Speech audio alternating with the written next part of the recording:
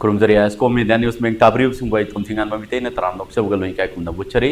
ngasi akoina pujarakliba topic asi national highway 38 imphal jirbam lambi asida nongmada changdaba yadraba poche kaya ama leptana puchalai adubu 3rd of May uktagi manipur da tholakkiba conflict haiba tare asina maram oiraga tha 15 mapung phagre tha 13 changjale adubu asuk yamna wara film asida koi driver singna koi awaba chetheng marakta koi leminariba khundaminariba hingminariba khudingmakki koi economic ki phibam phagatnaba aduga puksa ki lan chidagi khara makai nathina haidana hona ba de khonari dawdabu hangbe waham khakna lan ki mamang dagi achobai shum oiraga lakwa wafam moina hariba infal jirbam lambi asida lambi si aphoba makhal ki lambi semna ba haidana awaba kya mayuknaraga lakwa du lengakna semle phare haidana wafum kya phungdo ko chu laigre aduga koi hariba lambi asida khudong thiba kya thokpa lambi khudong thiba adu gari puthaba gari tasanba makhal makha kya khudong thiba mayam ma thoi adubo hariba lambi asida koi gi lengakna su election gi matam ki matam ma da koi gi campaign lak motam da lambi ase aeroplane taba ya mong da haibadi yam nana koi gi masana na aeroplane leitana dum afum oigani na haibani tawdo hauji kasi karam tawribi ke haidana mayam na su hangi nongju fathaga oibaga aduga masida hantak pangthoiba July 13 de pangthokiba 32 so Manipur Legislative Assembly ge taruk session ge hokiba mifam ching manung chana ngarang si Keranjit na sugunu kendra ge MLA Keranjit Congress opposition ge leader sina mahak na hairiba Imphal Jirba lambi aduga Imphal Dimapur lambi sida koi ge hairiba lambi si yamna phibam phatre yamna pumme haibo hom de phawda su e pumme haibo hom de phaw phungdu pe leire aduna hangba yab question lambi si karmaini tawri aduga chief minister gi maiki digi su mafom khara phataba gatane aya mana di aeroplane taba ya mong de hoji su leire hom jenum adum phungdo po ju leire aduna karmaini tawri habdu mata na khanani na badum topic asi gi thamjeri ba pathetic condition of Imphal Jeri roi thamdeng asi khanani na selection ba gas sing jimi na hacham matam da Manipur Driver Association ge general secretary ba oza ketrimium Ketrimium Sanjay oza taram noksari mathang da social activist obiribo oza asang kasarni oza taram noksari ahan base ai Sanjay dam lakse goza hojik se chief minister na phungbo kiba wafam chigi matung ina habtar allegation ge wafam dina te tawbodo assembly session am kakta on the record le horo wafam kakta opposition gi maikai ruling gi maikai na tabida yam phatra hai matam da chief minister na phungdo kibje mahum khara phatta bakatani ayamana di yam phare hai wafam ji phungdo habtar tasengna chief minister na hai wafam jiga driver fraternity wani yeng baga kramaina mi yeng yem be ai ge wakhanda hakna phungtui wafam de mahak su hai lami gi bodi paw mayam lo be ko magi missionary mayam thadoga ado masi mahakna lori ba paw si kalai phapo chum ge kalai pho la lage habe yam mun na kupna tang khandaraga khumanninge karigino da Imphal Jirbam lambi je kilometer sani ga kun mari ni hai kilometer chani ga kun mari si chingi area to thok bi khro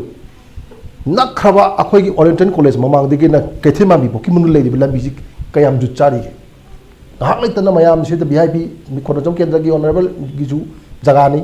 adegi pasoi kendra gi ju asida honorable ma lai ri bani hai ro honorable ani hum ma si lei bi lambi si bokta sok tam thina patraga chingning manung changjan laga bu aeroplane ta ba ya be phim de le ranga dan hoi sem de bi ya ro semi ko sem de bi ya ro semi lambi pakthokpa thong saba matam gi oiba janaba di semi sem de gate adubu hujujik le ba phibam jidi nungju panda lakpasna mana moraga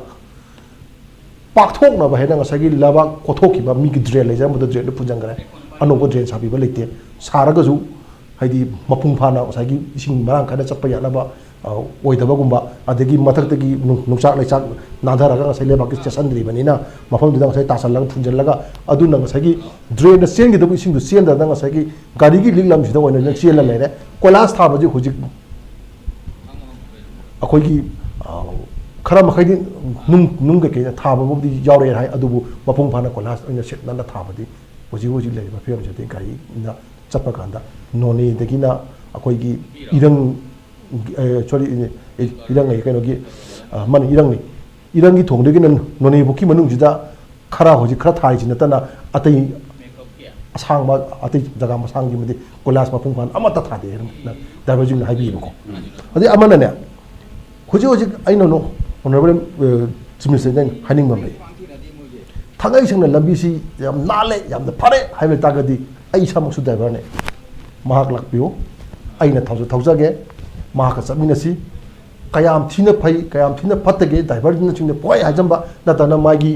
missionary ma'am मौद पाव पीब लौब मौतने चलगा हथेंगना लंबीद यंगमीनसी है मई हाजनी माई मफम कईगों driver Singh मंगारे नोंग तादगदी ओजा खरा फई नोंग तारगदी कोलाथोन की हेक थोंग लांबदगिना कईमाई की यौरमदगी अखोगी ओइनाम लोंग फाबुसे लंबी सुक्ता चप याद्रे agro mine gain जगह आद खलईको अखोगी जगह से अखोगी कुकी खुंजुइबा अदगी थंगनबसु अमु अखोगी कबुई चिनाउजिंगी अखोगी नगा खुंजु थंगनबा एग्रो माइन अदगी अखोगी कैफुंदाई गायना सुम लेइबो मथंग मथंग सी जगह एरिया जिंजे फिबम चामदना हुजिक लंबी कखीबगी लंबी पाथोएगा पाग सगी नुंग थादबगी कोलास थादबगी सुगुंबा कनो मयाम सिमक्स ड्राइवर जिना लोच सिंग लेना तो नखायरा चपगे अत फिबम चादना मसी मते सि कतंग लानो हनबदा एदि ओइनाम लोंग लानो हनबदा जिरिबाम दगिना नुमि गुमनि मरि निगा चंगी सिदबु कमानी एरोप्लेन तादो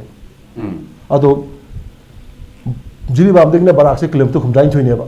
जिरिबाम दगिना बराक से किलोमीटर खुमदाइन थोइने बराक की थोंग मखोंग दगी कईमाई बोक्सी किलोमीटर कुनमुक्तगी एरिया नेबा किलोमीटर याखई हुफुमुक्सी अदम चिना पतन लेजिबु मतेक मतेक पतबने आइदी को गावि मसै आइबम खंदे महाकी स्टेटमेंट दो कम स्टेटमेंट दो कंद्रे अदुमुक्ति अदुगा मदुगी मतांग दुबदी आइना हाजनिंग बयबु ऑनरेबल चीफ मिनिस्टर ना हक्थेंगना फजना एरोप्लेन दा नतगना कोई हेलीकॉप्टर दा तोंगा चपद नतबा बाय रोड से दमतन चलगा यिंग हेलीकॉप्टर दा चॉपर चला पाव उबो ngam अदु मक्सुम फर फर चखिबने थू थू चखिबने पोतो लौफम खाओ जो याब याबको अदुबु थंगै चंग मादु महागना बाय रोड से साइ चपत तम ता हेलीकॉप्टर चलगा फुल एक्सपीरियंस चपी का फजना येगा पाकुम पीबी द बोय तागा दे अमगन आई मदु महागे पम दा थगा सकनी है ओके मिशनरी मैम अमा लाइरी तो थोकसु मैम सुर है बतारगा सु लाइरी बसी यामना कुइरे ऑलमोस्ट सही याम डेकेट क्या आगे ममांदगी इम्फाल जिरमाम लंबी से हाइदरा द लाया बतारे मशीन मरम ओरगा इम्फाल खोगी मणिपुर की अरोइबा डिस्ट्रिक्ट अमो ओइना इम्फाल असि मनुंग लेरबा जिरबाम से मतम खरगी ममांगदा मियामना हाइना काउथोरबा जिरबाम से बो इम्फाल ईस्ट डिस्ट्रिक्ट की ने हैव द बाउ काउथोरबा है याम लाम माइना खलोरि तबदो लबी सिदा पैसेंजर गाड़ी चटपर यारिङै मियामना चथुक चसि यारिङै त फावबदा फिबम चाददना वाब चेथिंग मैम थोए मधुरी हेंदोरक्तना हौजिकसी लांचिन मरम ओरगा पैसेंजर गाड़ी अमता चटकी ड्राइवर तार बोथ साइड कम्युनिटी अनिसिगे ओइनदी तबदबो लैरिबा एसेंशियल कमोडिटीज अदुगा एसेंशियल सर्विस मैम पूरीबा चलिबा मैम मा कोई इकोनॉमिक फिल्म फनबा नोंना चंगदबा याद्रबा पोचे मैम पूरगा चलिबा लाइबा मैम सिगे ओइनदी अवाबे अवाबा ngатने ओजा सिगे मतांग दा हाबे तारे फुंगदोक वाफम मुखक चीफ मिनिस्टर न फुंगदोक पदा कोइगे लंबी असिदा चलिबा म्यूसिंगदी खंगनी अदुगा महोसिदा लैंड लोमदी पॉलिसी लेतबन लम कोनबदा खुदोंग चाना खरा जनु मायम मेबम जिरो मांगनसु फुंगदोक ले तारे पर्टिकुलर चाही असुकामना डेकेची इम्फाल जिरबाम लंबी ना मसी इशू मोइना सुकेम सेंदबा दु मसी कैंपेन मया ददी मसी की पोचे अदुम मयाम दा हराव हलगा हाइतारे अदुम फिल्म दिसले सुकुइना यामना संगन बगी मेन कोस से मसी करी न ओइगने ओजा मसी मतंग से थिंग अखोय की से होजिक टॉपिक से करी हाइसिरा होजिक मणिपुर की सिचुएशन से नको होरें अमा अमा ओरसो सिदा लोइना मु ताइसलकदब पोत खरा लेबा याम लुएबको लंबी खक नदना एवरीथिंग अखोई सिचुएशन से हुजी से फतब लेबनेना कोई करिया से नेगेटिव ता हाइबा तारे डिस्ट्रक्टिव तदि कन हाइनिंगद्रे मरमदि इशू अमा चाउना लेरबनेना अखोइना सु मादु द हेना फोकस तौनिंगे लंबी नुवाइबा नुवाइतबा फतबा फबदुना हुजिकति अदुरोमदा आइदि एसे मणिपुर मचा म होइनको अदुरोमदा कया कंसर्न तौदरे मरमदि लेरिबा इशू से कमाइन सॉल्व तौसरा मसेना ओइना प्रायोरिटी द थंब कांदा हाइरिबा लेरिबा पोतुदा कन्ना नेगेटिव होइना सो हाइनिंगद्रे आइना हाइसे मरम लेको दुबो होजे आइना लाकचनिंगबदी चिरिपाम की लंबी से यस कुइरे मसे ngasi खक्ता नते ममांग दसो लंबी से तुम याम थीरंबने अदुदगिदि हानादा लेरंबदगिदि कितंगदि फगलकपने अदुगा होजि लेरिबसे होय मफम खराददि दुम याय मफम खराददि याम थीबसु दुम लये अखोइसु नहान चलुवेको अदुबो फिफम से अखोइगी मणिपुर की नोंग चुरकपा सिचुएशन अदुगा मासे अर्थ साइंस की कैनो सिंगदा थाजलगा यंगलदि मरम लेरमगनी mi kharana de akhoi na forest kak thak ba poppy thaba de si lakhi bane hai ba su ko khoi na karmai na landslide se toina tawkhibra hai ba si su study amadi change sonda lambi phattaba lom da khakta naina ba nataba maram di lambi du seme kuina chatte jaksa tam chathi na hakum su landslide tawda na lambi ko ngasi jo mu chiri ki lambi da landslide tawba gi 8 years oiba nupi ama laikhidre mangkhre hai ba ki pau so mu phange aina haijaning ba de asigi lambi sidi manage tawba da hajigi leiriba state ki position economic ki position situation ji gadi yamna chuna de haba aduna potlu ma chauba ma we haijariba adubu akoina khangada bade national highway se ma se akhoi ge ministry of transport ko and ship ki center ki makha da layaba aduna highway se national highway se center na control tawe adu sidi highway de yaw khreba aduna ma se highway se phajana maintain tawdaba shankat ba sidi ngasai center ki state ki government ki fund position aikoina khangbang changyaba sidi leiteba pi moina semga ngamba capacity loise manipur ki income karino budget kya na akhoi khangyaba aduna maintenance tawriba hoje senkali pa mayam se central government na highway sidi moina payab ministry of road and transport ko asigi kaino sina aduna masigi highway se ayamba se moina fund aduna masidi aikoina haigadabadi center da kana pressure piba ma change duga center na neglect oibani haina ai akhoi adu da su aphap ama tagadabani aba aduna ngasai cm na state ki kaino mapi mapa ma oibane na yadaba mana yengsanba responsible lobududi magi mathausu leramgani adudagi haibani adubu center highway ki lambi phajahanse lambi phatte haisidi ngasai aina haibdi under the purview of central government lay haijariba madusu akhoi khangdaba yadeba adus mi department amana pairaga department amada akhoi kaino haibusu aduna masidi central government na neglect topibam thokte akhoi manipur gi punama ki lifeline adugi kainoni aduna dimapur gi lambi sisu asigi lambi su chai kaya kuina dum sumaina kaino selai aduga fan thada da banate center na khra thade matam chana akhoi rom da di problem hairaga demand ki tax ki maram yam sina ko heta excuse ta mu thiba escape ju tawba natra hairiba piriba fan thada ba company mayam highway da contract taw mayam se matam chana loiba ngamde ba asigi problem ma su leba khoida aduga amuk tawrasu hujin nagaland gi asigi maugi road sisu akoina haibada khara pharagani kuina chatte hoje kampopi gi road sigi chiri se masisu maram ama leba akoi ki leiriba akoi ki figure haibatar area gi ko lambi gi mom tawse mi atopa ke so mu khena ba hoi ching adu marakta akoi je ngase toina landslide tawkiba toina kaino tawkiba se kari gi no haibisidi masidi ngasai gi lambi gi SO engineer singatana earth science ki ko ama akoina study ama alignment shoibra whatever karino ma haiba asigi punamak se akoina madu area adu da yengdabasu yade aduna akoigi leiriba environment position sinasu manipur se awaba ma adubu whatever crore lising ani changera ahum changera ama changera whatever aina de sigi kaino city center ki purview da leibane aduna center government ki na neglect natraga ministry adugi soibane haibase lomda thamlaga aduromda hen attention pi haninge bako asidi state government gi purview de leite ba aduga state government na sem gi hara kanda kro chamari chamanga hapka tabang ambasu leite ba sidi purely directly center na paisa thadaraga tawrak pakhak ne adubu karigi mase lambi se yamna phatta khibno haibado adu maram ma leiramgani ase haira kanda ai khoina tabada de sanction law da loina leiabo aduba sida thabak suriba contractor sing company sing se moina karigi tamak progress leiba ngamdaba mase yengsamba ngamdaba haibase akoina khangba ma thijaluba ma change amuk haiba kanda manipur da moina amuk khumgada base akoi matam chana tawbu ngamda base asigi problem ne se pro hairaga doriba hairapa je mayam organization mayam leire do masina akoi da demand ko ada adu disturb land gi compensation gi ada gi haina mulaya ba aduna akoi gi manipur se chokhat pi de haina pura tawgani do lambi sembi gi haina mu tawbu kanda de disturb mayam lum lakani lambi sembi de for example go akoi je adu haining de ai district su panning dre even aigi district phobu de ikaira bane chahi mari ma akoi hoje lambi chap ya de adu lambi sembi de hare phare go central government na kro chani hena thadare ko company amana paire adu hoje chahi ani hum change loiga da potu adum loidre gari gi noire ga contractor-singda company-singda khakta blame mu pibi yade akhoi local gi adjustment haiba ama local gi dispute ta su marama ma su mu layaba aduna yes chiri gi lambi se hoje phai haibadi yaroi ado sembani sembado amu landslide tothokiba sembado amu patkiba ko kari amu yamandana ado semba kanda ngasai quality do yawbra yawdabra haibagi potu semba kanda akhoina mado amu changyaba semgre haina tawraga quality do phatrade koina lasting di tawde lasting di tawdrade mi gi center gi department gi the system amale waribu pmjoy sairasu after 4-5 years the magi repairing gi leibwani adu gi timing yawdringai de heta sembadi yade ado akhoina khangadabani aina thamjaning badi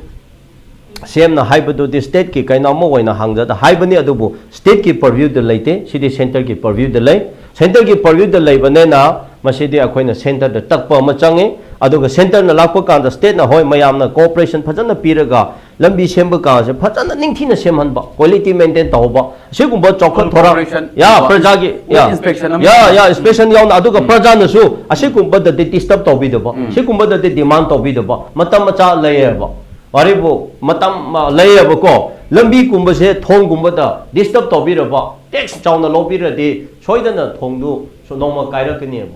ko aduna asigumba da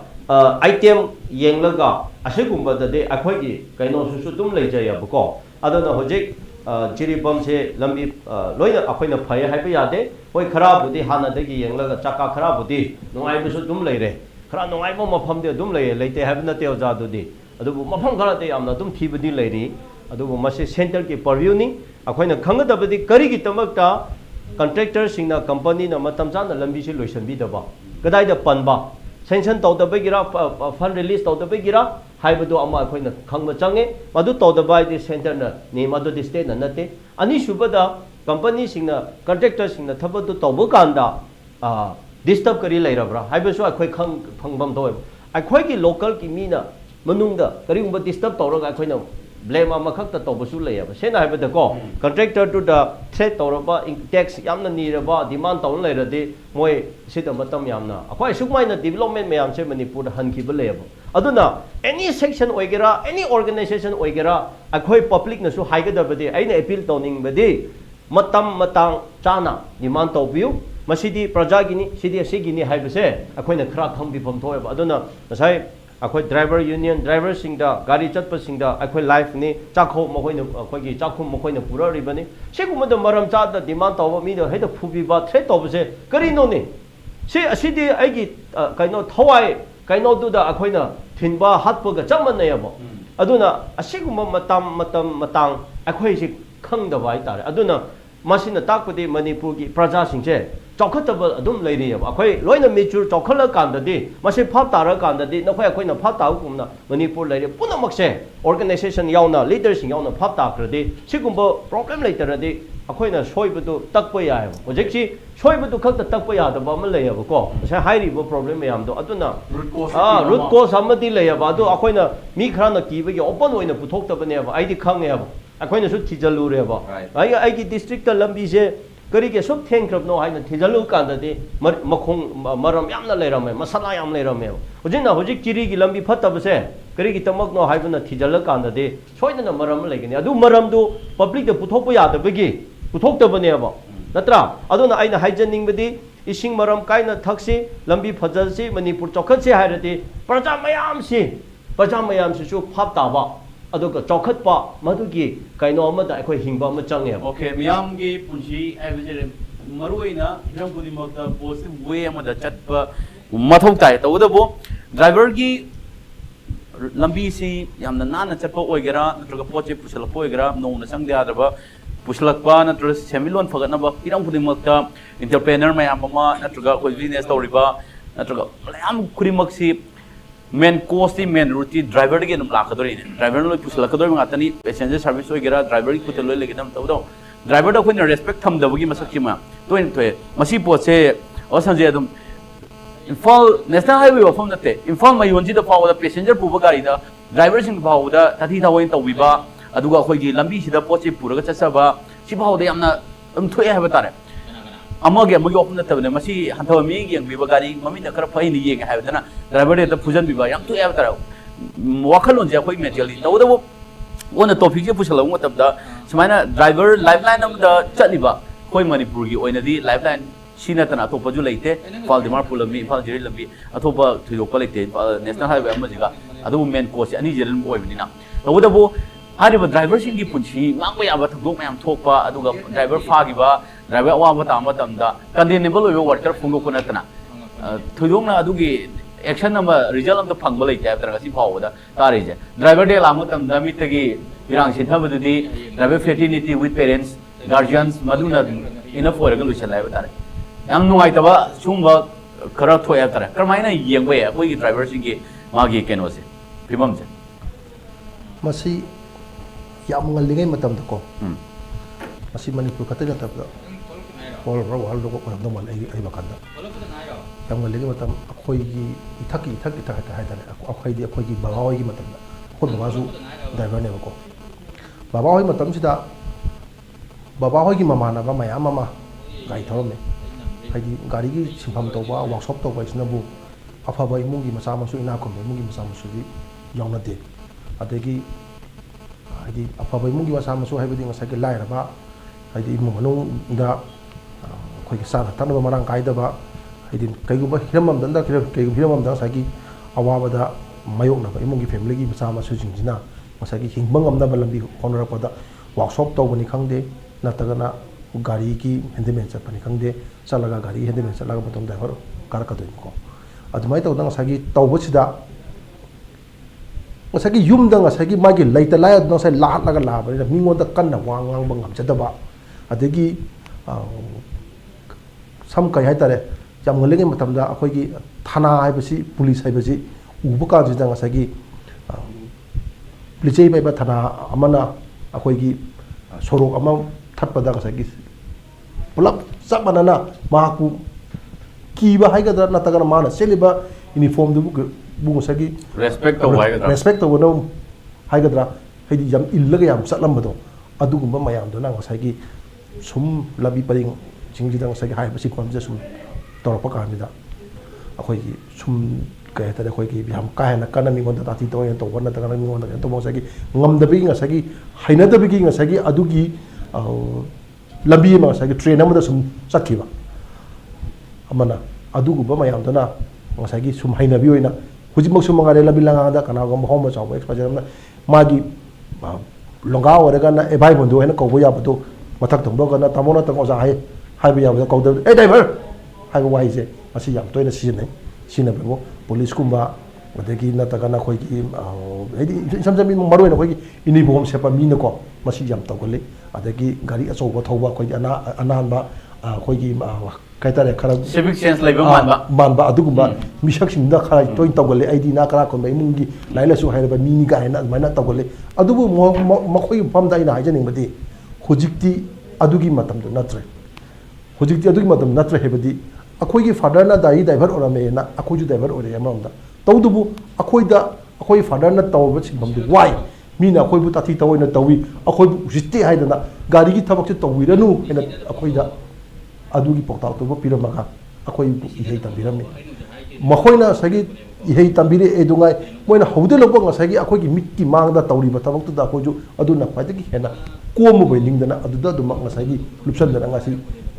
ꯒꯥꯔꯤꯒꯤ ꯁꯤꯟꯐꯝꯁꯦ ꯑꯗꯨꯃꯛ ꯇꯧꯏ 1974 ꯁ꯭ꯋꯥꯏꯗꯒꯤ ꯒꯥꯔꯤ ꯂꯣꯏꯔꯛꯑꯦ ꯑꯩꯈꯣꯏ ꯏꯃꯨꯡꯁꯦ ꯂꯣꯏꯔꯛꯄ ꯏꯕꯨ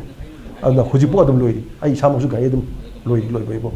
ꯑꯗꯨ ꯁꯨꯃꯥꯏꯅ ꯇꯧꯔꯒ ꯉꯁꯥꯏꯒꯤ ꯒꯥꯔꯤꯒꯤ ꯁꯤꯟꯐꯝꯗ ꯉꯁꯥꯏꯒꯤ ꯃꯣꯏꯅ ꯉꯁꯥꯏꯒꯤ ꯎꯠꯄꯤꯔꯝꯕ ꯇꯧꯕꯤꯔꯝꯕ ꯃꯌꯥꯝꯗꯣ ꯉꯁꯥꯏꯒꯤ ꯍꯩꯅꯕꯤ ꯑꯣꯏꯅ ꯑꯩꯈꯣꯏꯅ ꯉꯁꯥꯏꯒꯤ ꯀꯣꯟꯅ ꯇꯧꯖꯍꯧꯕ ꯋꯥꯅꯤ ꯑꯩꯅ ꯑꯃꯨꯛ ꯑꯩꯒꯤ ꯏꯆꯥꯗ ꯑꯩꯅ ꯉꯁꯥꯏꯒꯤ ꯋꯥꯔꯤꯕ ꯁꯨꯃꯥꯏꯅ ꯑꯃꯨꯛ ꯃꯣꯏꯁꯨ ꯑꯃꯨꯛ ꯋꯥꯍꯟꯅꯤꯡꯗꯕꯅꯤꯅ ꯅꯣꯏꯁꯨ ꯃꯁꯤ ꯇꯧꯔꯅꯨꯀꯣ ꯏꯆꯥ ꯑꯝꯇꯗꯤ ꯒꯥꯔꯤꯒꯤ ꯊꯕꯛ ꯑꯃ ꯇꯧꯕꯤꯔꯅꯨꯀꯣ ꯍꯥꯏꯅ ꯑꯩꯈꯣꯏꯒꯤ ꯏꯃꯥꯅ ꯒꯥꯔꯤ ꯑꯩꯈꯣꯏ ꯏꯃꯨꯡꯗ ꯁꯤꯠ ꯅꯥꯟꯅ ꯂꯣꯏ ꯌꯣꯟꯊꯣꯛꯎꯔꯦ ꯗꯨꯀꯥꯟ ꯐꯝꯃꯦ ꯑꯩ ꯏꯁꯥꯃꯛ ꯗꯨꯀꯥꯟ ꯐꯝꯃꯦ ꯒꯥꯔꯤꯒꯤ ꯁꯤꯟꯐꯝꯁꯨ ꯇꯧꯔꯅꯨ ꯍꯥꯏ ꯏꯃꯥꯅ ꯍꯥꯏꯅ ꯇꯧꯗꯅ ꯑꯩꯈꯣꯏ ꯇꯣꯛꯎꯔꯦ ꯑꯗꯨꯕꯨ ꯗꯨꯀꯥꯟ ꯐꯝꯕꯗꯨ ꯈꯛꯇꯅ ꯁꯨꯝ ꯌꯥꯔꯛꯇ꯭ꯔꯕ ꯃꯇꯝꯁꯤꯒꯤ ꯉꯁꯥꯏꯒꯤ ꯀꯩꯅꯣꯁꯤꯒ ꯆꯥꯅꯔꯛꯇꯕ ꯍꯥꯏꯗꯤ ꯀꯩ ꯍꯥꯏꯇꯥꯔꯦ ꯑꯩꯅ ꯄꯥꯝꯃꯤꯕ ꯄꯣꯠꯁꯛꯇꯣ ꯉꯁꯥꯏꯒꯤ ꯄꯣꯠꯐꯝꯗꯨ ꯇꯥꯔꯛꯇꯕꯅꯤꯅ ꯍꯥꯟꯅꯒꯤ ꯉꯁꯥꯏꯒꯤ ꯕꯕꯥꯒꯤ ꯃꯇꯝꯗꯒꯤ ꯇꯧꯔꯛꯄ ꯒꯥꯔꯤꯒꯤ ꯊꯕꯛꯇꯣ ꯑꯗꯨꯗ ꯑꯃꯨꯛ ꯑꯣꯟꯁꯤꯜꯂꯒ ꯒꯥꯔꯤ ꯑꯃꯨꯛ ꯏꯁꯥꯅ ꯒꯥꯔꯤ ꯂꯩꯗ꯭ꯔꯤꯉꯩꯗ ꯃꯤꯒꯤ ꯒꯥꯔꯤ ꯊꯧꯗꯅ ꯑꯗꯨ ꯃꯇꯨꯡꯗ ꯐꯖꯅ ꯒ꯭ꯌꯥꯟ ꯇꯥꯔ ꯃꯇꯨꯡꯗ ꯑꯩ ꯏꯁꯥꯒꯤ ꯒꯥꯔꯤ ꯂꯩꯖꯗꯅ ꯑꯩꯒꯤ ꯗꯨꯀꯥꯟꯗꯨꯒꯤ ꯏꯁꯥꯒꯤ ꯄꯣꯠ ꯏꯁꯥꯅ ꯆꯤꯡꯖꯔꯒ ꯏꯁꯥꯅ ꯊꯧꯔꯒ ꯆꯠꯂꯒ ꯑꯩ ꯌꯥꯝ ꯀꯨꯏꯅ ꯁꯥꯡꯅ ꯑꯩ ꯒꯥꯔꯤ ꯊꯧꯖꯔꯝꯕꯒꯤꯕꯣ ꯁꯨꯃꯥꯏꯅ ꯇꯧꯅ ꯑꯩꯒꯨꯝꯕ ꯃꯌꯥꯝ ꯑꯃ ꯏꯃꯨꯡ ꯃꯅꯨꯡꯗꯗꯤ ꯉꯁꯥꯏꯒꯤ ꯃꯍꯩꯗꯤ ꯇꯝꯁꯜꯂꯨꯔꯒ ꯃꯣꯏꯒꯤ ꯏꯃꯨꯡ ꯃꯅꯨꯡꯗ ꯃꯣꯏꯒꯤ ꯃꯌꯥꯝꯕꯁꯤꯡ ꯈꯪꯗꯦ ꯅꯠꯇ꯭ꯔꯒꯅ ꯃꯣꯏꯒꯤ ꯕꯕꯥꯅꯤ ꯈꯪꯗꯦ ꯃꯣꯏ ꯀꯀꯥꯅꯤ ꯈꯪꯗꯦ ꯃꯣꯏ ꯃꯥꯃꯅꯤ ꯈꯪꯗꯦ ꯅꯠꯇ꯭ꯔꯒꯅ ꯌꯨꯝꯂꯣꯟ ꯀꯩꯔꯦꯟꯅꯕꯗ ꯒꯥꯔꯤꯒꯤ ꯊꯕꯛꯇꯤ ꯉꯁꯥꯏꯒꯤ ꯇꯧꯔꯨꯕ ꯈꯔꯗꯤ ꯎꯗꯤ ꯎꯕ ꯑꯇꯝꯗꯅ ꯉꯁꯥꯏꯒꯤ ꯁꯤꯟꯐꯝ ꯑꯣꯏꯅ ꯇꯧꯔꯨꯗꯕ ꯂꯥꯏꯔꯤꯛ ꯂꯥꯏꯁꯨ ꯇꯝꯕ ꯂꯣꯏꯔꯀꯥꯟꯗ ꯁꯤꯟꯐꯝ ꯑꯣꯏꯅ ꯉꯁꯥꯏꯒꯤ ꯊꯕꯛꯇꯤ ꯐꯪꯍꯧꯗꯕꯅꯤ나 ꯑꯗꯨꯒꯨꯝꯕ ꯇꯧꯔ ꯑꯃꯨꯛ ꯌꯦꯡꯉ ꯅꯨꯡꯉꯥꯏꯒꯗ꯭ꯔꯥ ꯀꯥꯏꯅ ꯇꯧꯕ ꯌꯥꯎꯕ ꯃꯤꯁꯨ ꯃꯌꯥꯝ ꯌꯥꯎꯔꯦ ꯍꯧꯖꯤꯛ ꯁꯝꯅ ꯍꯥꯏꯔꯕꯗ ꯉꯁꯥꯏꯒꯤ ꯑꯣꯛꯇꯣ ꯗ꯭राꯏꯚꯔ ꯃꯦꯖꯤꯛ ꯗ꯭राꯏꯚꯔ ꯋꯤꯡꯒꯔ ꯗ꯭राꯏꯚꯔ ꯃꯁꯤ ꯃꯁꯥ ꯃꯁꯥꯅ ꯂꯣꯏꯅꯃꯛ ꯑꯅꯝꯕꯅ 99% ꯃꯁꯤ ꯃꯁꯥꯅ ꯂꯣꯏꯅ ꯊꯧꯔꯝꯒꯗ꯭ꯔꯥ ꯍꯥꯏꯕꯒꯤ ꯑꯩꯒꯤ ꯋꯥꯈꯜꯂꯣꯟꯗꯨ ꯀꯩ ꯍꯥꯏꯗꯤ ꯗ꯭राꯏꯚꯔ ꯀꯝ ꯑꯣꯅꯔ ꯉꯥꯛꯇ ꯑꯣꯏꯔꯝꯒꯅꯤ ꯍꯥꯏꯕꯗꯨꯅꯦꯕ ꯑꯩꯅ ꯍꯥꯏꯖꯅꯤꯡꯉꯤꯁꯦ ꯑꯗꯨꯒꯤ ꯃꯇꯥꯡꯗ ꯀ꯭ꯋꯦꯁꯟ ꯑꯃꯈꯛ ꯂꯥꯛꯄ ꯋꯥꯐꯝꯗ ꯍꯥꯏꯇꯥꯔꯦ ꯍꯥꯏꯔꯤꯕ ड्राइवर खुदी वफम मेन कोस मेन प्रॉब्लम वफम हाईवे चटगेरा चटगेरा every moment every incident driver दशा ताबी चनबी है इवन नेशनल हाईवे मागी सेल डिमांड पियो याद्रा है ड्राइवर फाजिनबी ड्राइवर हापीब खुदोंथीबम थोपदम ड्राइवर दशा ताब मैम ड्राइवर सिंह मागी पुंसी सेक्योर सुई ओहंद्रीसे मैं सेक्योर ओइनबा लेंगा की थाइदि वाफम दि फोंदोक लै मतम के अदुबो क्रमाइना येंबे सिंग मतांग से मसिगी मतांग से मसि सेंट्रल गवर्नमेंट याम फजाबा मसि स्कीम अमा मसि पुथोकपियो हैना कोई कन्ना तकनबने तकनबसे मसि कोई मणिपुर ड्राइवर एसोसिएशन खतना तकनद्रे कोई दा कोई मणिपुर ड्राइवर एसोसिएशन खतना मसि तकनबो जाब नतबे लनाय वन तबु यादब नतम हैदि अखोई स्टेट खतंग नतब हैतारे मसि अखोईगी अमाउंट ऑफ लमदम के अखोईगी गाड़ी की सिंफम तोइबा ओनर की सु ड्राइवर की सु पुला पुजलगा कोई नेपटू ओइना अमका लेजदे को फेडरेशन लमका मसी की फेडरेशन की सिगी मखादा कोई सही खुदिंगे कोई ऑल इंडिया कांग्रेस ड्राइवर की ओइबा कोई मीटिंग अमका तौ यावे सुबह मैम दा कोइना पुथोकचरगा अतो अतो स्टेट ता लेबा ड्राइवर मैम से पुजलगा मसी सेंट्रल गवर्नमेंट की मखादा मसी कईगुमा पैसा लंबी लंगांगदा ड्राइवर सी खुदोंथीबा थोंदोक थोक्तना लाइखिदबा तारगदी अखोइना एसोसिएशन नतकना यूनियन अखोइ मतें खरा पाब नतब सेंट्रल गवर्नमेंट की बोरो नतक माई स्टेट की अखोइ लेरिबा गवर्नमेंट जिंगी मागी दमता इंश्योरेंस अमा मसी पिबियु हैदना से थागिबा कनागुबा स्टेट अखोइ बसु फंगबसु यावरे हाय अदु अखोइ अवान पोलम दंगि मदु फंगद्री अदना अखोइ मदु याकन आई होना मसी ममांग सही 2023 की लान ममांगदा अखोई याम कन्ना मीटिंग तौदना गुवाहाटीदा तौदना अदे दिमापुरदा तौदना तौवेबु अखोईगी अबाउन पोलमदन लेबा हे गाड़ी की सिंफम तौयो खुदिमा को पुलप पुंजलगा मणिपुरदगी मदुकी मणिपुरगी रिवेजिटे अखोईगी कनोगी ना एमडीए की ना आई ओके सामोन होजरे सेनापति डिस्ट्रिक्ट की ना ओनरगी तरफतगी अखोईगी सेनापति डिस्ट्रिक्ट ओनर एसोसिएशन की अखोईगी प्रेसिडेंट मसा no oibire aduga senate district tab driver union gi khoi gi president masam no khoi manipur de gi khoi mari aduga koima gi khoi gi angami gi group ki khoi gi driver jing gi khoi gi kino oi na mai matam matam to join organize oina adumaina tawba amadi lai hoji poki di adu mapung di phagi de lan jina marum raga yakan hodi hona jarame hona maduna mapung phaba taragadi ngasi akoida driver jing gi lambi langa da थोनिंगदब थोदो थोलप कांदा अखोई association नतगा union अखोई मते खरा पांग खक नतबिदा Manipur government की तरफ नत India government की तरफ जो मधु मपुंग फाना अखोई इंश्योरेंस अमा फंगनी अदुगा प्लस ड्राइवर की फैमिली दुदा मागी लेमहोगदब मागी सोनारा लेबु ओरो नतगा लाइखिदबु थोगसु आइदी मागी फैमिली ना तुम कोइना पुसी हिंगबदा मते कितन रोज होगदरा हाबेगी वखलद मदुबी अदुबो हंगबा याबो वाहंग अमखक सिदैदा संजय माइकेल की थोलप मतमदा खुदोंथीबा थोअ मतुंग मतेंग पांगबा अदुगा अखोइगी अवाना तामतन मतेंग पांगनबा लखोल मुंथोग थबल अखनबो होनबो तारागसु मेन ओइना लमदम सिगो ओइना येंगबो मतमदा होय इंडिया गी ओइना हाईवे से यामना मरु ओइबा मो ओइतारागसु लमदम सिगो ओइना येंगबो मतमदा ड्राइवर सिंगना खोई मणिपुर की पुक्साक थाय बसिमदी मैम जाने फजदब लोन अमा ओइबा फजब लोन अमा येंगदब मतमदा ड्राइवर सिंह इकोनॉमिक ब्लॉकेट तौरेन खलसी अदुले ड्राइवर सिंह पुसलत मतमदा पोट की ममन खंतांग तागत कनी लाउतंग लाउथोकी नुमितन ममन आयौन तागत कनी ड्राइवर सिंह पुसलैंगै अखोगी मियाम सि वाता पादन लैबे ngam दै तबदो ड्राइवर की पुंछि सि हिंगनबा ड्राइवर की पुंछिबु नॉर्मल ओइना अखोगी मागी सिनफम दो मथौ फजना पांगहनबा हाबसिन लंबी सिदा secure fazana ohelaga chatan bai bisini security matik chana deploy tawba habisi security gi mamang da security yauna thoni thogdong mayam hanjen thoki bisu le tare aja kamaina hoji yeng bai ane sumaina thodo wa thogoma thorok puma tam da hoi mating denum pang da suna te condemnable word condemnable action tawda suna te tawda bo akhoi gi highway singi lambi sigi fatabe wafom si jodum khana biraga secure ohen bujir mathok lang state ki mathok ta hai tare central force ki ne na hai central government ki ministry of transport ki makha da sem da national highway mo ba tara ga su sumaina thol phum tam hoi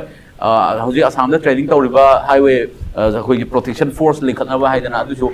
kana bodi khar lang ba gi possibility dum rom lai tab jana te masi lore ga di myam na sa ju chang tham dare adu hoji ki yeng ba hom da sumaina thol phum tam da security ki mamang da khoi driver sing pha ba security ki mamang da thoning thodok mayam thoba haudna chen ji ba mayam lei ba hai tare aduna krmani yeng ba security with security yaw ba without security yaw raga adu masi thodok mayam thok ba se highway sina jong thing sai highway kum na ko akoi problem se du kum mayam di leire du bu men se akoi public sing sina loina phap taraga mi nung si yaw na hing ba taradi wakhan mana na hing gradi problem se karimata leiningai leite aduna akhoi si da kyan ta da ba hai tare khara phap ta da ba hai tare adum society da adugumba group yaw da ba lei nate maduna ko punamak se akhoi na example ama pi se ba praja na phap ta khrade ngasai ai gi chingchak ai gi chakho chakhum gi kaino tamak ta driver sing sin high risk leiraga paral my life dedicate ne ba sacrifice ne ba se pubiri ba se akhoi na driver sing si da gari kaino owner sing si da highly appreciate tofum thoe ba ko aduga adugumba puri ba mi du bu karamai na akhoi na tathi na tawga da banu kari gi tamak threat tawga da banu hai bane da ai gi tamak ta nang gi tamak ta life sacrifice tawraga ngasai life hai di nomai na kaplakani adu tawba na te bo lambi du yeng biro chingda tam koiraga adum anytime accident thokpa da kama tawba da risk am na chawe ba sumaina highway ki drivers kaya gari kaya amang ta da banate mi kaya punsi mang ki da banate bo kari gi noar ngasi akhoi mafam da ship leite akhoi mafam da trains leitri ha aduna akhoi gi di punamak goods akhoi gi chaningai thakningai punamak sijinari ba item mayam se sumaina truck singna gari achau chaw sing sina chai kaya di purang laga akhoi gi Manipur ki chokhat thorang ki any mi khudima ki basic amenities human akhoi ki needs requirement me ase moina supply to bi bini haijari ba aduna asikumba risk chauna lori ba mi sing da akhoi ne loina magna appreciate to pham thank you hai pham akhoi na moida thanks hai bse hai pham thoe ba madi muhutta akhoi ki side driver sing da kana usit thoi da ba yam underestimate to ba ado wakhan soka mong da treat tawraga ki halaga phawri base madudi government na tension basu yaroy people like khogi chokhat ba ma lai riya ba adu ngasai na haija bado koi retarded yes people singsina chokhat pa natraga kyan ta ba ama phap ta ba ama leitri phawbadi security highway ki thamla su ya kiroy ado example tawse highway da highway security force thambai se paisa kya involve tawgani gari ki thaw madugi chaba adu ki paisa tu na ko sorok ki maintain da lambi ki highway ki maintenance da hena thadaradi akhoi asigumba calculate akhoi sab kaino taude ba akhoi ki mi sing se ado hojik highway highly city free da akhoi public na phap taradi security forces su targa leite aina ai jo haijaro du ko adu bu manipur se da phap ta da ba se public su yauri public senior akhoi na moramad da chaibne hojik security tama thamse ne public sina phap ta daradi iran dum thokhi ge ne aduna akhoi gi problem se adugumba yamna lei aduna aina haining bedi masidi mipung khuting ma na phap taraga driver sing si da appreciate toba regard tobi ba honor tobi ba taradi kari mata akhoi security highway gi security forces thamdar su yaay adu hojek ti security forces thamba kanda ta senga akhoi satisfy phangadra hai bise yeng se ba oi roi ko asimaina aduna hojik na praja na phap tadari bane na kyan tadari bane na highway security forces thamba tai matam kya su try tore adubu amarom da khanba kanda highway security forces thamba kanda aikhoi gi tamak da double loss ne mane hojik oza du matang da tin supplement tau jam matam da driver mayam ama security na state with central security mayam na deploy tawraga saminari gari ani azana ju na khambirang ani adu matum chana sana hojik mayam hojik ju kero mistil thoi iba ꯍꯣꯏ natural disaster ꯊꯣꯛꯄꯒꯤ ꯋꯥꯐꯝ ꯅꯠꯇꯕꯤꯗ ꯊꯧꯗꯣꯛ ꯃꯌꯥꯝ ꯊꯣꯛꯏ ꯅꯣꯡꯃꯩ ꯈꯔ ambush ꯃꯆꯥ ꯑꯃ ꯍꯧꯔꯛꯄꯗ ꯍꯧꯗꯅ ꯆꯦꯟꯒꯦ ꯍꯥꯏꯕ ꯐꯥꯎ ꯃꯌꯥꯝ ꯊꯣꯛꯏꯅꯦ ꯃꯗꯨꯅ ꯇꯁꯦꯡꯅ ꯍꯥꯏꯋꯦ ꯁꯦꯀ꯭ꯌꯨꯔꯤꯇꯤ ꯐꯣꯔꯁ ꯑꯃ ꯁ꯭ꯇꯦꯠꯁꯤꯗ ꯗꯤꯄ꯭ꯂꯣꯏ ꯇꯧꯕꯁꯤ ꯂꯣ ꯑꯦꯟ ꯑꯣꯔꯗꯔ ꯁꯤꯆꯨꯋꯦꯁꯟ ꯐꯠꯇꯕꯅ ꯊꯝꯕꯅꯤꯅ ꯋꯥꯐꯝ ꯑꯗꯨꯒꯤ ꯃꯇꯥꯡꯗ ꯑꯗꯨꯝ ꯂꯥꯛꯄꯅꯤꯅ ꯇꯧꯕꯇꯕꯨ ꯁꯨꯃꯥꯏꯅ ꯌꯩꯈꯥꯏ ꯊꯤꯡꯒꯥꯏꯕ ꯃꯌꯥꯝ ꯄꯤꯔꯤꯕꯁꯤꯗ ꯃꯗꯨꯒꯤ ꯑꯦꯛꯁꯟ ꯂꯧꯕ ꯉꯝꯗ꯭ꯔꯤꯁꯦ ꯃꯁꯤ ꯀꯔꯤ ꯑꯣꯏꯅꯣ ꯑꯣꯄꯟꯂꯤ ꯃꯃꯥꯡꯗ ꯑꯗꯨꯝ ꯁꯣ ꯑꯣꯐ ꯑꯣꯏꯅ ꯑꯗꯨꯝ ꯇꯧꯔꯨ ꯃꯌꯥꯝ ꯎꯔꯤꯕꯁꯤꯅ ꯅꯣꯠ ꯑꯦꯛꯁꯟ ꯂꯧ ꯉꯝꯗ꯭ꯔꯤꯁꯦ ꯃꯐꯝꯗꯨꯗ ꯂꯩꯔꯤꯕ ꯁꯦꯀ꯭ꯌꯨꯔꯤꯇꯤꯅ ꯐꯥꯎꯕꯗ ꯅꯦꯁꯦꯁꯔꯤ ꯑꯦꯛꯁꯟ ꯑꯝꯇ ꯂꯧ ꯉꯝꯗ꯭ꯔꯤꯁꯦ ꯀꯔꯤ ꯑꯣꯏꯅꯣ ꯁꯤ ꯃꯇꯥꯡꯁꯦ ꯑꯁꯤ ꯊꯝꯕꯁꯦ ꯕꯖꯦꯠꯇ ꯇꯕꯜ ꯀꯣ ꯁꯣꯛꯀꯗꯕꯅꯤ ꯑꯗꯨꯒ ꯂꯧꯕ ꯉꯝꯗꯕ ꯍꯥꯏꯕꯁꯤꯗꯤ ꯔꯤꯖꯟ ꯈꯔ ꯂꯩꯔꯝꯒꯅꯤ ꯔꯤꯖꯟꯁꯦ ꯀꯔꯤ ꯍꯥꯏꯁꯤꯔꯥ ꯀꯣ ꯉꯁꯥꯏꯒꯤ ꯃꯥꯒꯤ ꯆꯥꯀꯥꯒꯤ ꯅꯠꯇ꯭ꯔꯒ ꯃꯣꯏꯗ ꯐꯨꯜ ꯄꯥꯋꯔ ꯏꯟꯗꯣꯔꯁ ꯇꯧꯗꯕ ꯑꯩꯈꯣꯏꯒꯤ ꯏꯁꯨꯁꯤꯗ ꯃꯅꯤꯄꯨꯔꯗ ꯁꯤꯗ ꯂꯩꯕꯁꯤꯅ ꯃꯗꯨꯗꯒꯤ ꯑꯗꯨꯕꯨ ꯁꯦꯐ ꯇꯧꯍꯟꯁꯦ ꯍꯥꯏꯔꯗꯤ ꯍꯥꯏꯋꯦꯒꯤ ꯅꯦꯁꯅꯦꯜ ꯍꯥꯏꯋꯦꯒꯤ ꯔꯣꯗ ꯅꯦꯁꯅꯦꯜ ꯍꯥꯏꯋꯦꯁꯤꯗꯗꯤ ꯑꯩꯈꯣꯏꯅ ꯂꯣ ꯑꯃ ꯑꯦꯛ ꯑꯃ ꯀꯣ ꯐꯖꯅ ꯁꯦꯝꯂꯒ ꯅꯠꯇ꯭ꯔꯒ ꯂꯩꯔꯤꯕ ꯀꯩꯅꯣ ꯍꯥꯏꯋꯦꯒꯤ ꯑꯦꯛ ꯃꯌꯥꯝꯁꯨ ꯂꯩꯔꯤꯅꯀꯣ ꯑꯗꯨ ꯆꯞ ꯆꯥꯅ ꯑꯩꯈꯣꯏꯗꯤ ꯄꯥꯏꯈꯠꯍꯟꯅꯤꯡꯉꯤ ꯅꯠꯇ꯭ꯔꯗꯤ ꯃꯅꯤꯄꯨꯔꯁꯨ ꯆꯥꯎꯈꯠꯈꯤꯔꯣꯏ ꯁꯨꯝ ꯍꯥꯏꯕ ꯋꯥꯅꯤꯁꯨ ꯆꯥꯎꯈꯠꯈꯤꯔꯣꯏ ꯑꯗꯣ ꯍꯧꯖꯤꯛ ꯑꯩꯈꯣꯏꯅ ꯁꯦꯀ꯭ꯌꯨꯔꯤꯇꯤ ꯐꯣꯔꯁꯦꯁ ꯊꯝꯕ ꯍꯥꯏꯕꯁꯦ ꯐꯖꯕ ꯅꯠꯇꯦꯅꯀꯣ ꯑꯗꯨꯒ ꯃꯗꯨꯗ ꯕꯖꯦꯠꯇ ꯇꯕꯜꯗ ꯂꯣꯁ ꯂꯥꯛꯀꯗꯧꯔꯤꯕꯅꯤ ꯑꯗꯨꯅ ꯍꯧꯖꯤꯛ ꯊꯝꯒꯦ ꯍꯥꯏꯔꯗꯤ ꯁꯦꯟꯇ꯭ꯔꯦꯜ ꯒꯚꯔꯟꯃꯦꯟꯠꯅ ꯁ꯭ꯇꯦꯠ ꯒꯚꯔꯟꯃꯦꯟꯠꯅ ꯄꯨꯜꯂꯒ ꯖꯣꯏꯟ ꯚꯦꯟꯆꯔ ꯑꯣꯏꯅ ꯊꯝꯕ ꯀꯥꯟꯗ ꯐꯖꯅ ꯑꯃꯨꯛꯀ ꯆꯂꯥꯏꯕ ꯐꯖꯅ ꯏꯔꯥꯟ ꯊꯣꯛꯍꯟꯗꯕ ꯐꯖꯅ ꯄ꯭ꯔꯣꯇꯦꯛꯁꯟ ꯄꯤꯕꯗꯤ ꯌꯥꯒꯅꯤ ꯑꯃꯨꯛ ꯂꯝꯕꯤ ꯂꯩꯀꯣ ꯇꯣꯝꯊꯤꯡ ꯃꯔꯝꯗꯤ ꯄꯇꯦꯂꯦꯟ ꯐꯖꯅ ꯍꯥꯡꯂꯒ ꯑꯦꯚ꯭ꯔꯤ ꯀꯩꯅꯣꯁꯦ ꯀꯤꯂꯣꯃꯤꯇꯔ ꯀꯌꯥ ꯑꯣꯠ ꯄꯣꯁꯁꯦ ꯊꯝꯂꯕ ꯒꯥꯔꯤꯁꯦ ꯋꯥꯟ ꯇꯥꯏꯝꯗ ꯂꯥꯛꯄ ꯀꯥꯟꯗ ꯐꯖꯅ ꯃꯗꯨꯒꯤ ꯑꯣꯠ ꯄꯣꯁ ꯃꯗꯨꯒꯤ ꯄꯇꯦꯂꯦꯟꯁꯦ ꯀꯅꯦꯛ ꯇꯧꯍꯜꯂꯒ ꯐꯖꯅ ꯑꯗꯨꯝ ꯂꯩꯈ꯭ꯔ ꯇꯥꯔꯗꯤ ꯑꯗꯨꯒ ꯃꯗꯨꯗ ꯗꯤꯁꯇꯔꯕ ꯇꯧꯕ ꯃꯤꯁꯦ ꯐꯥꯔꯒ ꯐꯖꯅ ꯀꯩꯅꯣꯒꯤ ꯂꯣ ꯑꯦꯟ ꯑꯣꯔꯗꯔ ꯑꯦꯛꯀꯤ ꯃꯇꯨꯡ ꯏꯟꯅ ꯀꯣ ꯃꯥꯒꯤ ꯀꯩꯅꯣ ꯃꯇꯨꯡ ꯏꯟꯅ ꯑꯩꯈꯣꯏꯅ ꯃꯗꯨꯒꯨꯝꯕ ꯈꯔ ꯑꯦꯛꯁꯟꯁꯦ ꯑꯀꯟꯕ ꯀꯣ ꯂꯧꯈꯠꯂꯒ ꯁꯦ ꯂꯥꯏꯐ ꯏꯝꯄ꯭ꯔꯤꯖꯟꯃꯦꯟ ꯑꯣꯏꯕ꯭ꯔꯥ 10-20 years ꯏꯝꯄ꯭ꯔꯤꯖꯟꯃꯦꯟ ꯑꯣꯏꯕ꯭ꯔꯥ ꯑꯗꯨꯒꯨꯝꯕꯗ ꯍꯥꯞꯂꯒ ꯑꯗꯨꯃꯥꯏꯅ ꯑꯁꯤꯒꯨꯝꯕ ꯇ꯭ꯔꯥꯟꯁꯄꯣꯔꯠꯀꯤ ꯂꯣ ꯑꯦꯛ ꯃꯗꯨꯃ ꯂꯩꯔꯝꯒꯅꯤ ꯑꯗꯣ ꯑꯩꯅ ꯂꯣꯌꯔ ꯅꯠꯇꯕꯅꯤꯅ ꯃꯌꯥꯝ ꯑꯩ ꯈꯪꯗ꯭ꯔꯦ ꯑꯗꯨꯕꯨ ꯁꯦꯝꯕ ꯌꯥꯏ ꯑꯗꯨꯒ ꯂꯩꯔꯝꯕꯁꯨ ꯌꯥꯏ ꯑꯗꯨ ꯂꯩꯕꯗꯨ ꯐꯖꯅ ꯏꯝꯄ꯭ꯂꯤꯃꯦꯟ ꯇꯧꯔꯒ ꯉꯁꯥꯏ ꯃꯤꯁꯤꯡꯁꯦ ꯉꯁꯤ ꯑꯩꯈꯣꯏ ꯃꯅꯤꯄꯨꯔꯗ ꯗ꯭ꯔꯒꯁꯦ ꯑꯗꯨꯝ ꯗ꯭ꯔꯒ ꯋꯥꯔ ꯑꯣꯟ ꯗ꯭ꯔꯒꯁ ꯍꯥꯏꯔꯒ ꯐꯥꯔꯒꯁꯨ ꯍꯦꯟꯀꯠꯄꯁꯦ ꯐꯥꯗꯤ ꯐꯥꯏ ꯇꯟꯇꯤꯗꯤ ꯁꯨꯄꯤ ꯄꯤꯔꯛꯇꯦ ꯍꯦꯛꯇ ꯊꯥꯗꯣꯛꯄ ꯍꯦꯛꯇ ꯕꯦꯜꯗ ꯊꯥꯗꯣꯛꯄꯁꯤꯅ ꯃꯔꯝ ꯑꯣꯏꯔꯒ ꯑꯃꯨꯛ ꯆꯪꯕꯅꯦꯕ ꯃꯗꯨꯒꯤ ꯑꯦꯛ ꯂꯩꯕꯅꯦ ꯊꯥꯗꯣꯛꯇꯕꯤꯗ ꯑꯦꯛꯁꯦ ꯑꯅꯤꯃꯛ ꯂꯩꯌꯦꯕ ꯃꯤ ꯑꯃ ꯐꯥꯕ ꯍꯥꯏꯁꯦ ꯕꯦꯜꯗ ꯊꯥꯗꯣꯛꯄ ꯌꯥꯕ ꯂꯩꯌꯦꯕꯀꯣ ꯍꯣꯏ ꯕꯦꯜꯒꯤ ꯑꯦꯛ ꯂꯩꯌꯦꯕ ꯑꯗꯨꯒ ꯑꯁꯣꯝꯗꯁꯨ ꯃꯥꯒꯤ ꯄꯅꯤꯁꯃꯦꯟꯒꯤ ꯑꯦꯛ ꯂꯩꯌꯦꯕ ꯑꯗꯣ ꯑꯩꯈꯣꯏꯗꯤ ꯈꯔ ꯑꯀꯟꯕ ꯄꯅꯤꯁꯃꯦꯟꯁꯤꯗꯤ ꯑꯦꯛꯁꯀ꯭ꯌꯨꯁ ꯑꯗꯨꯝ ꯇꯧꯔꯒ ꯑꯃꯗꯨ ꯂꯩ ꯍꯥꯏꯗꯅ ꯆꯠꯈꯤꯕ ꯃꯇꯥꯡ ꯂꯩꯒꯗꯕꯅꯦꯕ ꯑꯗꯨꯅ ꯍꯥꯏꯋꯦꯒꯤ ꯀꯩꯅꯣꯁꯤꯡꯁꯤꯗ ꯑꯦꯅꯤ ꯅꯣꯡꯃꯩ ꯀꯥꯞꯂꯛꯄ ꯗꯤꯁꯇꯔꯕ ꯇꯧꯔꯛꯄ ꯃꯤꯕꯨ ꯊꯑꯣꯏꯅ ꯎꯁꯤꯠ ꯇꯧꯑꯣꯏꯅ ꯃꯗꯨꯒꯤ ꯑꯩꯈꯣꯏ ꯄ꯭ꯔꯖꯥ ꯃꯌꯥꯝꯒꯤ ꯑꯀꯥꯏꯕ ꯁꯤꯒꯤꯗꯤ ꯂꯥꯏꯐ ꯂꯥꯏꯟ ꯁꯤꯗꯤ ꯄ꯭ꯔꯖꯥ ꯀꯃꯟꯒꯤ ꯀꯝꯃꯨꯅꯤꯇꯤꯒꯤ ꯑꯗꯥꯒꯤ ꯋꯥ ꯂꯩꯇ꯭ꯔꯦ ꯁꯤꯗꯤ ꯀꯃꯟ ꯄꯤꯄꯜꯒꯤꯅꯦꯕꯀꯣ ꯃꯗꯨꯗ ꯗꯤꯁꯇꯔꯕ ꯇꯧꯔꯗꯤ ꯑꯗꯨꯒꯨꯝꯕ ꯃꯤꯗ ꯐꯥꯔꯗꯤ ꯑꯦꯛ ꯑꯗꯨꯒꯤ ꯃꯇꯨꯡ ꯏꯟꯅ ꯁꯨꯃꯥꯏꯅ ꯇꯧꯕ ꯍꯥꯏꯕ ꯑꯃ ꯆꯞ ꯆꯥꯕ ꯌꯥꯝꯅ ꯁ꯭ꯇ꯭ꯔꯤꯛ ꯑꯣꯏꯕꯀꯣ ꯗꯥꯏꯔꯦꯛꯁꯟ ꯑꯣꯔꯗꯔ ꯑꯃ ꯊꯣꯛꯂꯀꯥꯟꯗ ꯃꯗꯨ ꯇꯧꯕ ꯀꯥꯟꯗ ꯍꯧꯖꯤꯛ ꯍꯥꯏꯔꯤꯕ ꯁꯦꯀ꯭ꯌꯨꯔꯤꯇꯤꯁꯤꯡꯁꯤꯅ ꯖꯣꯏꯟꯂꯤ ꯌꯦꯡꯁꯟꯃꯤꯟꯅꯔꯒ ꯋꯥꯔꯤꯕꯨ ꯑꯦꯛꯖꯥꯝꯄꯜ ꯑꯃ ꯍꯥꯏꯒꯦꯅꯦ ꯁꯤꯗ ꯒꯥꯔꯤ ꯍꯨꯔꯥꯟꯈ꯭ꯔꯦ ꯃꯤ ꯑꯗꯨ ꯀꯥꯞꯂꯒ ꯑꯗꯨ ꯈꯨꯗꯛꯇ ꯃꯤꯗꯤ ꯈꯪꯗꯦꯅ ꯑꯗꯨꯕꯨ ꯊꯤꯀꯠꯂꯨꯀꯥꯟꯗ ꯏꯟꯚꯦꯁꯇꯤꯒꯦꯁꯟ ꯐꯖꯅ ꯊꯤꯀꯠꯂꯀꯥꯟꯗ ꯂꯣꯏꯅ ꯊꯤꯊꯣꯔꯤꯕꯗꯨꯗꯤ ꯑꯗꯨꯃꯥꯏꯅ ꯑꯩꯈꯣꯏꯒꯤꯗꯤ ꯏꯟꯚꯦꯁꯇꯤꯒꯦꯁꯟꯁꯤꯗ ꯈꯔ ꯁꯣꯜꯂꯦ ꯑꯗꯨꯒ ꯑꯩꯈꯣꯏꯒꯤ ꯉꯁꯥꯏ ꯏꯟꯇꯦꯂꯤꯖꯦꯟꯁꯁꯤꯗ ꯁꯣꯜꯂꯦ ꯍꯥꯏꯋꯦꯗ ꯑꯗꯨꯃꯥꯏꯅ ꯑꯦꯇꯦꯝ ꯇꯧꯒꯗꯧꯔꯦ ꯑꯗꯨꯒꯤ ꯗꯤꯁꯇꯔꯕ ꯇꯧꯒꯗꯧꯔꯦ ꯍꯥꯏꯕꯁꯦ ꯏꯟꯇꯦꯂꯤꯖꯦꯟꯁꯁꯤꯡꯅ ꯍꯥꯟꯅ ꯂꯣꯏꯅ ꯄꯥꯎꯁꯦ ꯂꯧꯒꯗꯕꯅꯦꯕ ꯑꯗꯣ ꯑꯩꯈꯣꯏꯒꯤꯗ ꯏꯟꯇꯦꯂꯤꯖꯦꯟꯁꯒꯤ ꯄ꯭ꯔꯣꯕ꯭ꯂꯦꯝꯁꯤ ꯈꯔ ꯂꯩꯔꯦꯕ ꯑꯗꯣ ꯏꯟꯇꯦꯂꯤꯖꯦꯟꯁꯗꯨ ꯂꯩꯈ꯭ꯔꯗ ꯃꯗꯨꯒꯤ ꯏꯟꯇꯦꯂꯤꯖꯦꯟꯁꯒꯤ ꯈꯨꯠꯊꯥꯡꯗꯒꯤ ꯍꯥꯟꯅ ꯏꯟꯐꯣꯔꯃꯦꯁꯟꯗꯨ ꯐꯪꯕ ꯇꯥꯔꯗꯤ ꯄ꯭ꯔꯣꯇꯦꯛ ꯁꯦꯀ꯭ꯌꯨꯔꯤꯇꯤꯁꯤꯡꯁꯤꯅ ꯍꯥꯏꯋꯦꯒꯤ ꯀꯩꯅꯣꯁꯤꯡꯁꯤꯅ ꯆꯞ ꯆꯥꯅ ꯊꯦꯜꯂꯒ ꯃꯗꯨ ꯄ꯭ꯔꯣꯕ꯭ꯂꯦꯝ ꯂꯩꯍꯜꯂꯣꯏꯗꯕꯅꯦꯕ ꯄ꯭ꯔꯣꯕ꯭ꯂꯦꯝꯗꯤ ꯍꯧꯖꯤꯛ ꯍꯥꯏꯋꯦ ꯐꯣꯔꯁ ꯂꯩꯔꯁꯨ ꯄ꯭ꯔꯣꯇꯦꯛꯁꯟ ꯐꯣꯔꯁ ꯂꯩꯔꯁꯨ ꯏꯟꯇꯦꯂꯤꯖꯦꯟꯁꯁꯤꯗ ꯄꯥꯔꯠꯁꯤꯗ ꯁꯣꯏꯔꯗꯤ ꯁꯝꯊꯤꯡ ꯑꯗꯨꯁꯨ ꯄ꯭ꯔꯣꯕ꯭ꯂꯦꯝ ꯑꯃꯅꯦꯕ ꯑꯗꯣ ꯏꯟꯇꯦꯂꯤꯖꯦꯟꯁꯁꯦ ꯁꯤꯗꯤ ꯌꯥꯝ ꯗꯔꯀꯥꯔ ꯂꯩ ꯑꯗꯨꯃꯥꯏꯅ ꯇꯧꯔꯒ ꯉꯁꯥꯏ ꯐꯥꯔꯤꯕ ꯇꯧꯔꯤꯕ ꯄꯨꯝꯅꯃꯛꯁꯤꯒꯤ ꯗꯤꯁꯇꯔꯕ ꯇꯧꯕ ꯃꯌꯥꯝꯁꯦ ꯑꯦꯛꯀꯤ ꯃꯇꯨꯡꯗ ꯁ꯭ꯇ꯭ꯔꯤꯛꯂꯤ ꯑꯣꯔꯗꯔꯁꯦ ꯃꯁꯤ ꯁ꯭ꯇ꯭ꯔꯤꯛꯂꯤ ꯑꯃ implement tawgani adu tawgani haiba order ama leiraba aduga sida involve tawriba hairiba adugumba culprit mayam se phaba kanda at least 10 years 20 years jail da imprisonment se akoina thamba adu oiradi culprit tawba crime tawba phataba mayam se phataba mi mayam se phara ga 10 20 years se jail da thamdokroba mi less hantarakani aba percentage se phataba mi se adum manglakani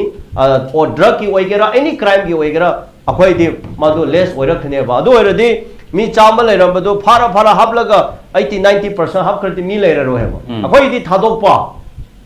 थामल दे थानी हुम लेरगा थादोकपसेना माना हंजिन माना मक तौरसु indirectly माना मी अमसे educate पीरे हेबो माना मागी मखुंदु खंगबनेना tactics लेबनेना मी से माना मुसि चिनरे हेबो माना मु तंबीरे हेबो अदुगा माना सानरे हेबो अदुना हाईवे दा डिमांड तौब खंगदे हाईवे दा करिनो तौब खंगदे अकोइसे मधुदा करिनो अमा बिजनेस अमा ओइना चथबा अखोइ मणिपुर दा लेतब नतेबको मधुना प्रॉब्लम नि अदुदी गवर्नमेंट एक लॉ सेमलगा थेंखाइनगदबनी मधुगी थेंखाइबा ngamdaba हाइबदुदी मधुदी गवर्नमेंट की साइड ता ओइरे अदुना government हाइसिदी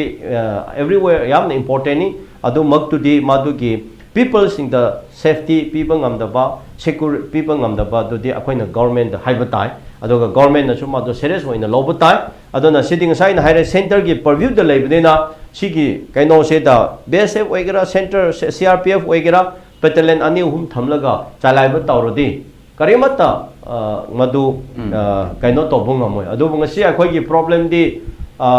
asai karino hairaga agreement su ka haina mayam puraraga नोमे कापनारो है अदुगी मानादा एडवांटेज लोप मयाम सोंद सु दे नोमे कापनारो है नदी तोबा टैक्स दि तुम खाइबा डिमांड दि तुम चथहनबा चथरिबा अदु मसाय एग्रीमेंट दि यावरिबनिको अदु एग्रीमेंट दि यावरगसु थबक ओइना दि तथोप ngमदरा असिनने अब हुजि प्रॉब्लम से याम लकपसे प्रॉब्लम द अदुनी ओके लाइव ड्राइवर सिंगी मदि मिहाम गी बस खरा फनबुदमक तबोना मतमदा पॉलिसी दरकार लाई इम्प्लीमेंट तब मथौ ताई अदुना मणिपुर सिददी ड्राइवर सिंगी याई फनबा पॉलिसी फजना कोई स्टेट गवर्नमेंट फनबिम चांगी होय लाइबा नेशनल हाईवे 37 नेशनल हाईवे 53 अमदी स्टेट फाउंडरिबा होय नेशनल हाईवे 102 आरिबा स्टेट नेशनल हाईवे अहुमनि तबदो मेन फोकस ऑन 53 अमदी 37 सिगी अदुगा पार्टिकुलर होइना 102 से यावरे अदुना मसिगे मुन यंगो तमदा सिदा चलिबा ड्राइवर मैम including passenger puriba aduga koi normal people sing masagi oiba on personal oina chaliba mayam sigi oina yengma tamda khudong thiba thoktana ba safety gi damakta lakhoi pa policy mit thorang thoksim yam pagar badangai phade namdi on business ama natraga on economy independent ama lana bhonam da manipur da masagi entrepreneur ama then natraga company mali kya ma tamda marom dom lepchaba mi pa tang ga lamdam ma oina na ba akhoi gi agriculture gi obi नत्रग horticulture की ओइबा हिरम खुनिमुक्ता मिफाल तांगदब लमदम मम ओइबा रिसोर्स ला यरि सिनरगा होनब मतमदा ड्राइवर सिंदगी हॉर्कदो इंगातने तबदो ड्राइवर सिंग सेक्योर ओइदब तारगनी कनागी मखा पोना मिपान तांगा हुजिक सो खोय अदुम लैरि हाबसे अदुम ताकदोरिबने अदु मसि मतंगदा लास्ट कंक्लूजन मार्क्सो ओइगदनिना असंजे क्रमाइना यंगबे मसि होय ओजा सांगनाइबि सुमाइना स्टेट की ओइना पॉलिसी थौसिमना पाइखपम दि नुम थोय बता मदु पोसे थाने कि लावरगा लाखबा अमखते ओइदने मरमदि ड्राइवर सिंगी गाड़ी थाव गे हंगे गेस्ट हाउस की ड्राइविंग फैटर्निटी न गेस्ट हाउस साबिबुगु मखा देम थेंगजरे अदुगा लेंगा की ओइना दुम करम थौसिल सिंग हजि फाव पाइखलपदम लैरेन उरी पेट्रोलियम खोगी पंप सिंगुंबा हांगबसुम लैत्रे हाइतारे ऑयल पंपगुंबा हांगबसु थोरोंना पावताबसु लैत्रे करी थौसिल थौरांग ओय खोय हाइरिबे सुमाइना कोई हाईवे सिक्योरिटी फोर्स थमकने हाईवे सिना बसिना फिर इन फलम ओरे लव याब्रा तहोनिंग बज मैम तहोनिंग गमगनी करी ऑन प्राइमरी बेसिस ता तवे अब करी ओइन थलो highway security highway protection force company को हाईवे प्रोटेक्शन फोर्स सी मसे थम्बियो हाईवे सिपदी कुइरे हांदे वदम हाय लाबने आइगी ममांग दा ओइबिरम कोइगी लाइवे गो मैम जु लेगरे मोइना लेरिगे मतमदगी होना हाईवे प्रोटेक्शन फोर्स थम्बियो हाइसे दम लाबने कइनोदा ngasi अकोइना हाईवे प्रोटेक्शन फोर्स थम्बियो होइना हाइरे जी कइ मननि नोदा नेशनल हाईवे अनि सिदा मफम मराम खंगदना खोइगी पैसा मुंबिबा नाटागाना फुरकपा सेरकपा ड्राइवर की पुछि मांगिबा गाड़ी ने कइने पुलप ड्राइवर ने लंबी दे हाईजेक तवगा ड्राइवर खोइगी हातोक पिखरगा गाड़ी याव पोटना छिटना लाउरगा गाड़ी खतम खुतरपगुंबा न गाड़ी ने कइने पुलप मांगिबगुंबा सुबा थोनिंदबा थोदोक मयाम सगी थोकी भाइतारे मसी अनंबना नेशनल हाईवे 2 दा अनंबर उना थोकी मतमदा अदुगी मतमदा सगी थोकीबा सगी मियोत मिने मयामना खांग मक्तरना ड्राइवर जिंजी हालेगे ऑल एयरपोर्ट कोरेंगी दे लेबिबसे मसिदेसिदा ꯑꯩꯈꯣꯏ ꯉꯁꯤꯗꯒꯤ ꯒꯥꯔꯤ ꯊꯧꯕ ꯉꯝꯖꯔꯔꯣꯏ ꯍꯥꯏꯅ ꯄꯨꯂꯞ ꯁ꯭ꯇꯥꯏꯔꯤꯡ ꯗꯥꯎꯟ ꯇꯧꯔꯒ ꯃꯗꯨꯗ ꯄꯨꯂꯞ ꯒꯥꯔꯤ ꯊꯝꯖꯤꯜꯂꯒ ꯉꯁꯤꯗꯒꯤ ꯑꯩꯈꯣꯏ ꯉꯁꯤꯗꯒꯤ ꯒꯥꯔꯤ ꯊꯧꯕ ꯇꯣꯛꯆꯔꯒꯦꯅ ꯇꯧꯅ ꯁ꯭ꯇ꯭ꯔꯥꯏꯛ ꯑꯃ ꯇꯧꯈꯤ ꯃꯁꯤ ꯁ꯭ꯇ꯭ꯔꯥꯏꯛꯁꯦ ꯑꯩꯅ ꯈꯟꯕꯗ ꯃꯁꯤ 1986-87 ꯁ꯭ꯋꯥꯏꯗ ꯑꯣꯏꯔꯝꯗꯧ ꯃꯥꯜꯂꯦ ꯁꯤꯅ ꯃꯔꯝ ꯑꯣꯏꯔꯒ ꯃꯅꯤꯄꯨꯔꯗ ꯃꯇꯝꯗ ꯀꯣꯡꯒ꯭ꯔꯦꯁꯅ ꯄꯥꯟꯕ ꯑꯩꯈꯣꯏꯒꯤ ꯂꯥꯡꯂꯩꯈ꯭ꯔꯕ ꯀꯩꯁꯥꯝꯒꯤ ꯆꯤꯡ ꯁꯥꯏꯠꯅ ꯄꯥꯟꯕ ꯃꯇꯝꯅꯤ ꯑꯗꯨꯒ ꯁꯤꯡꯖꯃꯩ ꯀꯦꯟꯗ꯭ꯔꯗꯒꯤ ꯀꯥꯕꯤꯔꯝꯕ ꯑꯩꯈꯣꯏꯒꯤ ꯑꯣꯅꯔꯦꯕꯜ ꯇꯣꯝꯄꯣꯛꯅ ꯍꯣꯝ ꯃꯤꯅꯤꯁꯇꯔ ꯑꯣꯏꯕ ꯃꯇꯝꯅꯤ ꯃꯗꯨꯒꯤ ꯃꯇꯝꯗꯨꯗ ꯅꯥꯒꯥꯂꯦꯟꯗꯁꯨ ꯑꯗꯨꯃꯛ ꯀꯣꯡꯒ꯭ꯔꯦꯁꯅ ꯄꯥꯟꯕ ꯃꯥꯜꯂꯤ ꯑꯩꯈꯣꯏꯗ ꯆꯤꯐ ꯃꯤꯅꯤꯁꯇꯔꯁꯦ ꯑꯩꯈꯣꯏꯗ ꯃꯈꯣꯏꯅ ꯍꯥꯏꯕꯤꯕꯗ A.C. ꯖꯥꯃꯤꯔ ꯁꯥꯍꯦꯕꯅ ꯑꯣꯏꯌꯦꯅ ꯍꯥꯏꯕꯤꯔꯝꯃꯤ ꯑꯗꯨꯒꯤ ꯃꯇꯝꯗ ꯃꯍꯥꯛꯅ ꯍꯥꯏꯗꯤ ꯒꯣꯔꯃꯦꯟ ꯑꯅꯤꯁꯤꯅ ꯇꯥꯏꯞ ꯇꯧꯔꯒ ꯉꯁꯤꯗꯒꯤ ꯅꯥꯒꯥꯂꯦꯟ ꯃꯅꯨꯡꯗ ꯊꯣꯛꯍꯟꯅꯤꯡꯗꯕ ꯊꯧꯗꯣꯛ ꯑꯝꯇ ꯊꯣꯛꯍꯜꯂꯣꯏ ꯂꯝꯕꯤ ꯂꯝꯒꯥꯡꯗ ꯃꯤꯅ ꯄꯩꯁꯥ ꯃꯨꯟꯕ ꯄꯨꯂꯤꯁꯅꯕꯨ ꯑꯣꯏꯔꯣ ꯅꯠꯇ꯭ꯔꯒꯅ ꯑꯥꯏꯟꯅ ꯌꯥꯗꯕ ꯃꯤꯅꯕꯨ ꯑꯣꯏꯔꯣ ꯅꯠꯇ꯭ꯔꯒ ꯂꯝꯍꯦꯟ ꯇꯨꯔꯦꯟꯕ ꯃꯤꯅꯕꯨ ꯑꯣꯏꯔꯣ ꯀꯔꯤꯒꯨꯝꯕ ꯑꯝꯇ ꯇꯧꯍꯜꯂꯣꯏ ꯃꯗꯨꯒꯤ ꯔꯦꯁꯄꯣꯟꯁꯤꯕꯤꯂꯤꯇꯤ ꯑꯩꯒꯤꯗꯤ ꯑꯃꯨꯛ ꯂꯧꯒꯅꯤ ꯅꯥꯒꯥꯂꯦꯟ ꯃꯅꯨꯡꯒꯤꯗꯤ ꯑꯩ ꯇꯧ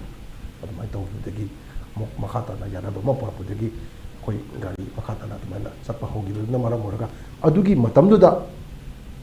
ꯉꯁꯥꯏꯒꯤ ꯊꯣꯛꯅꯤꯡꯗꯕ ꯊꯧꯗꯣꯛ ꯀꯌꯥꯗ ꯁꯤꯈꯤꯕ ꯂꯩꯈꯤꯗꯕ ꯃꯥꯡꯈꯤꯕ ꯃꯌꯥꯝꯗꯨꯕꯨ ꯅꯤꯡꯁꯤꯡꯕ ꯑꯣꯏꯅ ꯉꯁꯤ ꯑꯩꯈꯣꯏꯅ ꯖꯅꯋꯥꯔꯤꯒꯤ ꯇꯥꯡ 14ꯗ ꯑꯩꯈꯣꯏꯅ ꯗꯥꯏꯚꯔꯁ ꯗꯦ ꯇꯧꯔꯤꯕꯁꯦ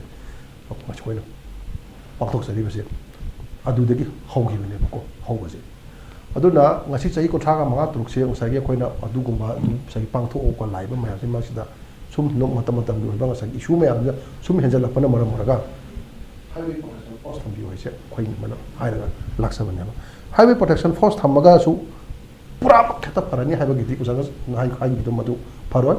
ꯄ꯭ꯔꯖꯥꯁꯤꯡꯁꯤ ꯚꯥꯞ ꯇꯥꯕ ꯑꯃ ꯆꯪꯏ ꯄ꯭ꯔꯖꯥꯁꯤ ꯇꯝꯄꯥꯛꯇ ꯂꯩꯕ ꯄ꯭ꯔꯖꯥ ꯈꯛꯇ ꯅꯠꯇꯦ ꯍꯦꯛ ꯃꯅꯤꯄꯨꯔꯗ ꯍꯤꯡꯃꯤꯟꯅꯔꯤꯕ ꯐꯨꯔꯨꯞ ꯈꯨꯗꯤꯡꯃꯛ ꯒ꯭ꯌꯥꯟ ꯇꯥꯃꯤꯟꯅꯕ ꯑꯃ ꯆꯪꯏ ꯀꯩꯒꯤꯅꯣꯗ ꯂꯥꯛꯏꯕ ꯄꯣꯠꯁꯛꯁꯦ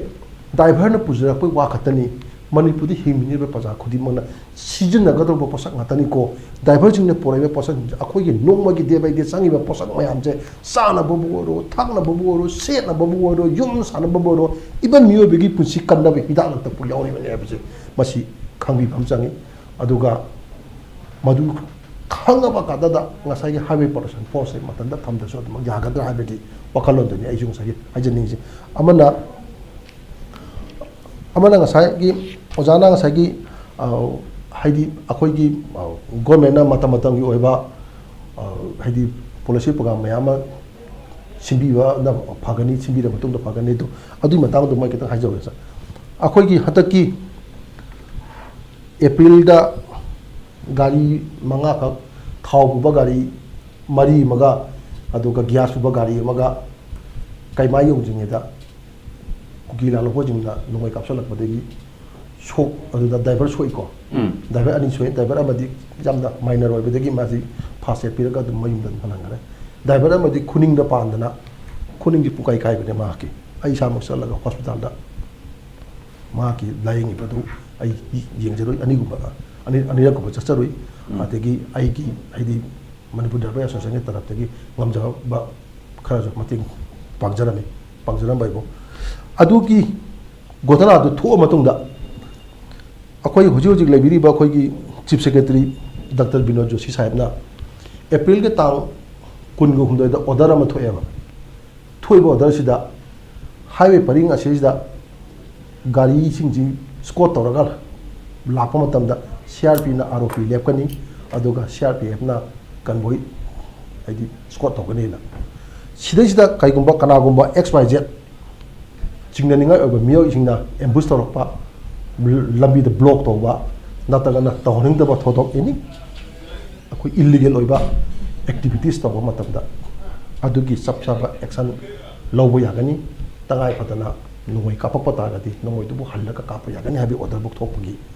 ꯍꯥꯏꯗꯤ ꯇꯥꯡ 26ꯗ ꯊꯣꯛꯈꯤꯕ ꯑꯣꯔꯗꯔꯅꯦꯕ ꯑꯗꯨꯒꯤ ꯑꯣꯔꯗꯔꯗꯨ ꯊꯣꯛꯅ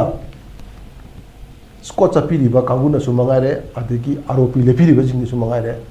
ꯃꯗꯨꯒꯤ ꯑꯣꯔꯗꯔꯗꯨꯕꯨ ꯏꯟꯗꯦ ꯍꯥꯏꯕꯒꯤ ꯑꯩ ꯈꯨꯗꯝ ꯆꯥꯡꯗꯝ ꯑꯃꯨꯛꯀ ꯍꯥꯏꯖꯈꯤꯕꯀꯣ ꯖꯨꯂꯥꯏ ꯊꯥꯒꯤ ꯇꯥꯡ 18 ꯏꯔꯥꯏ ꯅꯨꯃꯤꯠ ꯑꯣꯏꯕꯅꯤ ꯅꯨꯃꯤꯠꯇꯣ ꯀꯩꯊꯦꯜ ꯃꯕꯤꯗꯒꯤ ꯈꯤꯇꯪ ꯍꯥꯏꯒꯠꯂꯒ ꯀꯣꯠꯂꯦꯟꯗꯩꯁꯨ ꯈꯔ ꯀꯨꯝꯊꯔꯛꯑꯒ ꯅ꯭ꯌꯨ ꯀꯩꯊꯦꯜ ꯃꯕꯤ ꯈꯔ ꯃꯊꯛ ꯑꯣꯏꯇꯥꯏ ꯍꯥꯏꯇꯥꯔꯦ ꯑꯁ꯭ꯋꯥꯏꯁꯤꯗ ꯀꯨꯀꯤ ꯂꯥꯜꯍꯧꯕꯁꯤꯡꯅ ꯒꯥꯔꯤꯁꯤꯡꯁꯤꯒꯤ ꯂꯨꯄꯥ 200 ꯈꯥꯏꯌꯦꯕ gari singsidagi lupa chani chani khai na mathang gari khudimang yona khama yoni pira chali adudagi mafam duda CRPF ki ROP layeba CRPF ki ROP na wa amata haide moina to thingde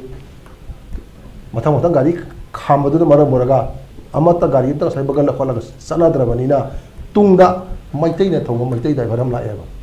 maitai driver sida magi taran yok matamida kukila lo jing jina monda o kari jati ra an hangi ada aidi tangkhun nei khumi mana khumbai bo aidi tangkhun nei khumme ba ada ma tangkhun ne hena khumbagi mabu karimta haida makai lupa chani ka piramo oja pachani chani til lowi araga thado pireba ada ma maitai ne hagade ma hato pigidra ba aina angning se right mafom duda ROP tari mafom duda thokma thokdu da kem hai ngam dana leiba nina ngasagi April le tang khulum da thoi bu order du indabagi ni ko aina ajeni ngai war mafam di if parag pu kala yeng doribra adum yeng doriba adagi scott tawga lapi de scott ki winger am da la e lai ba scott ki winger du na mo gari khami ba mayam ju bagal la khola bu thauge tawe adu da tungda leiba mate gi driver jina winger gi driver du da ingit tawde ki mana gari khama ko jo gari yuddagi winger du dagi kana go ba CRPF ki personal am kumakte khushel da khong da khongi cinema haije oja ai sing chite ke ai na thong la ai right bangna adumai na ngoda pau ji pau dam ni pau dam bebo ado aina haje ningi di asagi bas driver du na poraiba posak to pasha khai riba maha ki su yauri bane saru pasha khai riba lam hen tu hen ba misak sing do adu ki su saru yauri bane ba mamdi adu de yauri posak sa na ba ora ba yai se na ba ora ba yai miyo bi pusi kanda bai hidala ta ora ba yai ba ma kai guba khojin huna to ta ma accident la ta ta ma ki thon da ba to ma thoi lo jina adu de ta por ebe hidala ta mo ma masa ba ki ju pusi kan ga ne mo to kaum do ba phai ade ma pam de okay asan last conclusion ma kuma happening it thogok che sumaina policy में हम थोकिल में हम दिए जैसे जगह में कहीं फुंगरो पर में कोई नजूक जाओ में हम कहेंगे ऑर्डर में हम थे यार ऑर्डर तो फुल इम्प्लीमेंटेशन तो तो दो में हम यार रहता है अगर लास्ट कंक्लूजन मार्जिन करवाई ना तो द अप्रैल नत्रगा तो द कोई सजेशन करवाई ना है भी नहीं साई आई अहन बता सु पंजाब दुनी होय प्रॉब्लम में याम लेरे में याम पेन डबल लेरे हाई ना रे को गवर्नमेंट दसु तुम हाई से जेसी अदुबो प्रजा अखोई में याम ना अखोई ना फाप ताबा अमा चंगे चिंगदा नत्रगा अदुगी मफमदा नत्रगा तंपाकता पैसा खाइबा ड्राइवर द फु वाइसे गवर्नमेंट दा अखोइना हाइ तैनागदरो प्रजा अखोइ ना ज्ञान तादबा फतबदगी नत्रा अखोइना मदुगी पोत अमदि याउरियबा अदुबो मदुगी पुनमा कंट्रोल तोबदु ना गवर्नमेंट गी थबक ओइरे आइना थमजनिंगबदि ड्राइवर सिंगसे यामना रिस्क लै कोनदि सुमाइ दोम तौरदि मतमदा दिंगसा हाइबुगना ड्राइवर ओइबिनिङाइ मिसु लेररोय अदा अखोइसे लाइफ लाइन की कइनो तक्कदबसु लेरे ड्राइवर हाइबसे अखोइना लाइरि तमरिङै दसु गुवाहाटी दिमापुर चटपा अमा चटपसे ड्राइवर बस त तोंगलगा चलिबनि को मोइगी थौना लैबा मन नत्रगा तुमददना मोइ इमुंग थादोक्तना तौरिबा मयाम दुगा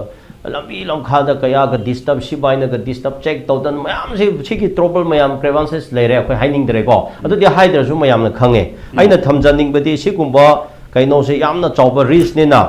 गवर्नमेंट ना मखोई की तमक ता पुलिस प्लान अमा सेंबिबा फै अदुगा ड्राइवर मखै से लाइफ एश्योरेंस को स्कीम अमा गवर्नमेंट ना कइनोमा सिगी तमक ता अदुगुंबा अमा अदुगा ड्राइवर सिंग से यारदि पेंशन स्कीम होबद को अखोई मणिपुर दा अदु कोना अदु सेंबा फै नत्रगा मोइगी मचा सिंग लाइरि तंबगी एजुकेशन स्कीम हाइगदर लोन हाइ असेगुंबा खरा तौरदि हैना ड्राइवर सिंग से मदुगी अदुगा पीपल या अदुगा प्रजा सिंग सु मदुगी कानबदुना असै मोइदा थ्रेट तौबा हंथन लोबु म्याम से असिगी सु खितंग कोकदबा मरमदि ड्राइवर हाइबसे पुरा सिदिगी चिरि चखिबा इसे नुमी नि हुम हप्ता मा दुम ओजा युम थादोरगा अंगांग लैमिना द चखिबनेबा अंगांग सिंग करी तमली खोली हाइबदो अदुना आइदि ड्राइवर सिंग सिदा अखोइ थोकछि अदुगा ड्राइवर सिंग से हाइबसिदा अखोइना मरम चाददना डिस्टर्ब पीबा अदुगा फुबा चैबा ताहाइदबा वांगांग सांबा अदुगा किहनबा अदुगा डिमांड पुतौ तौबा थ्रेट तौबा इसे मसे ड्राइवर द दिसु तौ तौबिगनु से ड्राइवर द अखोइना तौबा इबसे अखोइ मयाम द तौबा कुंबनी अदुना ड्राइवर सिंग ददि अखोइ मयामना पुनिंग थोकत पिरगा करीमत इमुंग थादोरगा मागी लाइफ रिस्क की तौना चलिबसेदा नुंगाइना करीमत वाखंद चिनब लेतन चहनिंगेबा Maasai इमुंग नुपी अंगांग थादोरगा चलिबनी lambi lamkhai da lambi phatabagi resound le marak sida amu nomai kap salakatra bom lam salakatra threat tawragadra demand tawsaragatra lambi phatabagi accident tawragadra haibagi wakhandu da natana madudagi hendokna demand kariba nomai kap salagi tension du leiraga chapdo ado akhoi papu gani ba mi oi amana ko aduna aina manipur praja da hiding badi matang leise ba aduna driver tawriba chaliba mayam da di akhoi full cooperation pc protection pc aduga phajana mohoi da thokatsi praja na phap ta khradi protection to praja gi da leya bauja natra protection to praja da lay oji demand tawriba se kanano praja wahali se kanano praja moina purib du kanano praja gi duna government gi duna tongana ma thamse ba ko adu praja na phap ta khradi moi gi protection se praja ne haijariba aduna akhoi thokatsi moi da puning thokatsi aduga government na su mokhoi da di tongan ba scheme ama madugumba akhoi government na su sembi ba phagani ai ba se ai last ta thamjage okay matam ju pungul loisale aduna oza ani gi side lagi pa conclusion remark ki matung ina mayam nainabe aba mayam thoi masi gi thodok si thodok ko wafum nate to bodo legislature sing ge point out ki kanna rak padagi taba regional khara yeng matam da nami asi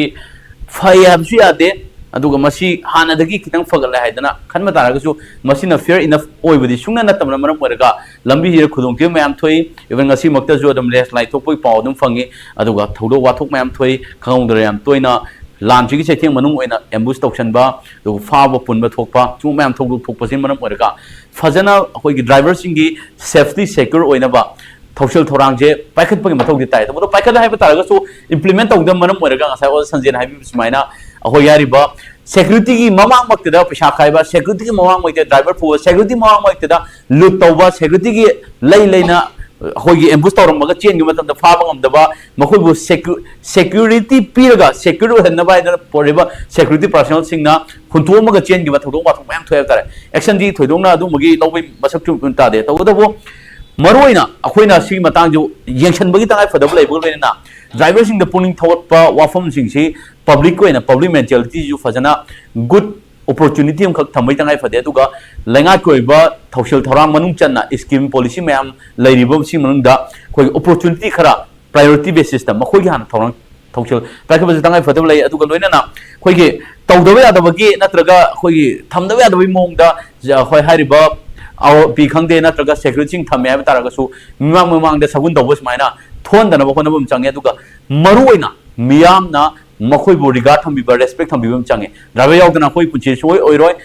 poko dagina si war changba numita dagina nongan power changi hirang kudi makki commodities item essential item mayam se makhoi gi dai dagi khoi punchi je hingalim nai ba nochida legislature sin khangbi bum change matam gi paliba lenga na traga matam gi wafum phongdu aga khoi gi hairaga loisan gi bana taba awam se theng nang gi mayam se mokta na khangbi chang ya ba ngasi gi nochida oza asang amde oza sanjena mongol yam la wafum ni thambi bani ga thar phongduk chari ngasi da maktere oza ni ga loina na as khonggi as discussion mata asi loisin chare Facebook and YouTube tawju je live streaming tawjun marum or ga mi am feedback on the comment bi brak na ba haijab loina na kurum jare